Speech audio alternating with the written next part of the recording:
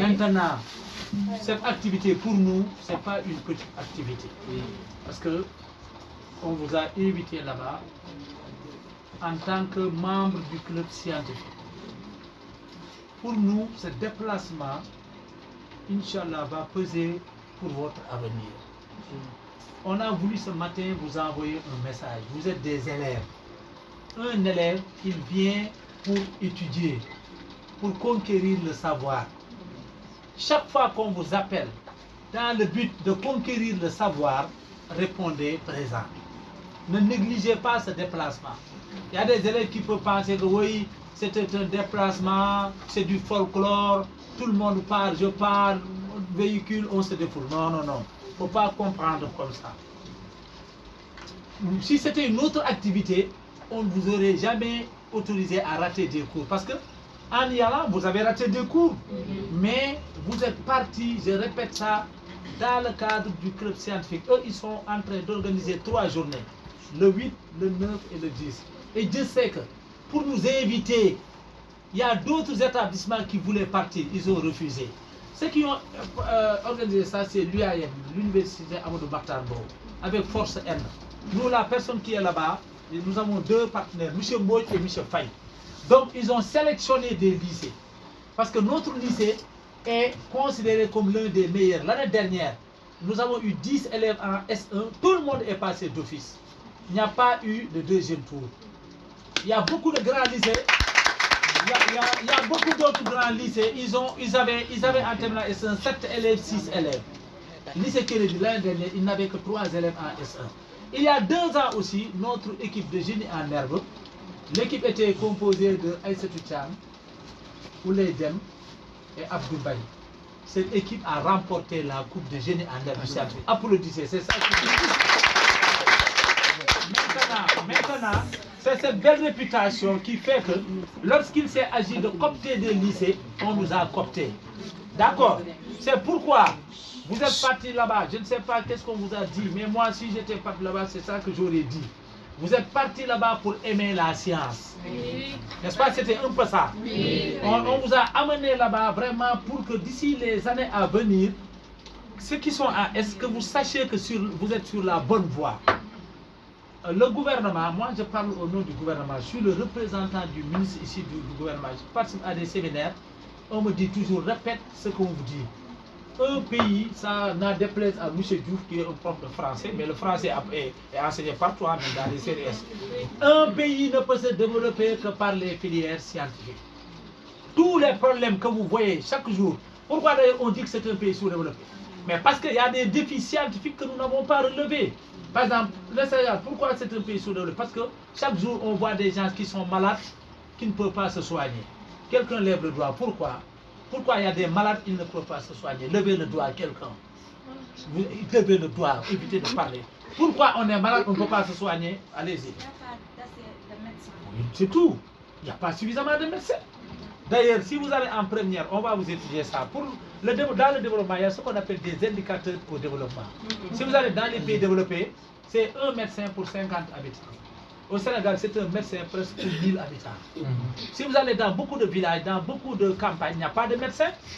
Pourquoi les femmes, quand elles accouchent, elles meurent au Sénégal? Un autre. Là, je ne veux plus entendre médecin, mais un autre nom. Comment on appelle le médecin qui s'occupe des femmes? Oui. Ou encore mieux que ça encore. Sage-femme, c'est docteur ou gynécologue. Mais parce que nous n'avons pas suffisamment de gynécologues. Imaginez dans les pays développés.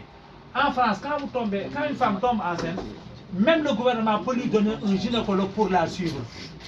D'accord, non, on est étudier, vous les jeunes filles, devenir demain des sages-femmes, des gynécologues, des médecins. Dans les pays développés, chaque famille a son médecin. Mais nous ici, même tu vois des cadres, nous sommes malades, on n'est pas suivis. Vous voyez, chaque jour c'est mort, ce qu'on appelle mort subite.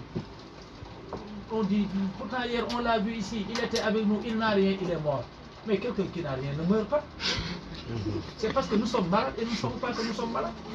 Donc parce qu'il n'y a pas de suivi. Donc si vous prenez notre agriculture, je ne peux pas trop vous poser des questions. Le président Diomaye, depuis qu'il est arrivé au pouvoir, comment on appelle ça? Je donne la question aux élèves. Il veut que les Sénégalais que ce que nous mangeons, qu'on le cultive ici. Comment on appelle ça? Grand combat du président Diomaye, levez le doigt. Oui. La souveraineté alimentaire. Bravo, applaudissez.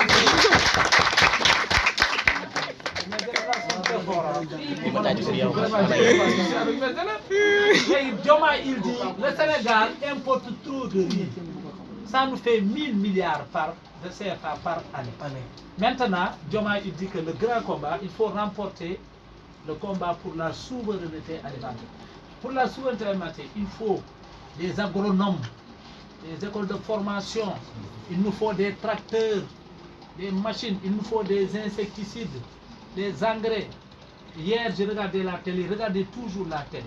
Le ministre de l'Agriculture, il disait qu'au nord du Sénégal, au lieu de prendre notre phosphate, de l'amener à l'étranger, on va transformer notre phosphate sur place au nord et créer des usines d'engrais. Donc, tous les combats dans santé, médecine, électricité, tout, si nous voulons nous développer, il faut former nos jeunes dans le cadre de la science. Vous êtes d'accord avec moi? Oui. C'est pourquoi vraiment, je répète, l'activité de ce matin, il ne faut pas la prendre à la légère. C'est une activité pour pousser les élèves à aimer la science, à avoir le goût de la science. Ndiaye, passez pour que... Je vais vous poser une question difficile. Le déplacement que vous avez fait jusqu'à Dakar, c'est bien, c'est pour avoir le... Le prophète a fait une citation sur ça. Mais l'autre c'est difficile, ce n'est pas une question de l'université, c'est une question d'université. Le prophète a dit, tu peux aller sur une longue distance pour aller avoir des idées, pour aller avoir la connaissance. Qu'est-ce qu'il a dit? Qui a la citation? Il a dit aller jusqu'en Chine pour avoir la science. Vous êtes d'accord avec moi? Oui. Donc aller jusqu'en Chine pour conquérir la science. Donc ça veut dire, aujourd'hui vous êtes pas jusqu'à Dakar. Oui. Et la Chine était à l'époque le point le plus éloigné. Hein? Donc vraiment, pour terminer maintenant, le déplacement vaut, donc le jeu en vaut la chandelle, ça vaut le coup, d'accord. Maintenant, pourquoi je vous ai appelé ici? C'est pour vous donner rendez-vous à l'activité du club scientifique. Nous aurons des invités et je vais vous mettre en rapport avec ces invités. Ils viennent de l'université Amadou Mahtar Mbow, il y aura des profs, ils viendront de Dakar et vous allez nouer des contacts avec eux. Vous allez prendre leurs références, d'accord? Comme ça, si vous, d'ici le bac, vous pourrez, si vous voulez faire une formation, choisir une faculté où vous allez, si vous êtes passionné par un domaine de la science, vous leur dites ça et Inch'Allah, ils vont vous aider. Voilà. Mais le dernier mot, moi, vraiment, il faut étudier. Moi, d'habitude, je dis la vérité, je ne cache pas mes vérités. Surtout les jeunes filles, vous êtes là pour étudier. Si un homme, un garçon veut vous dévier, il faut refuser. Vous êtes d'accord avec moi? Oui. Bonne chance.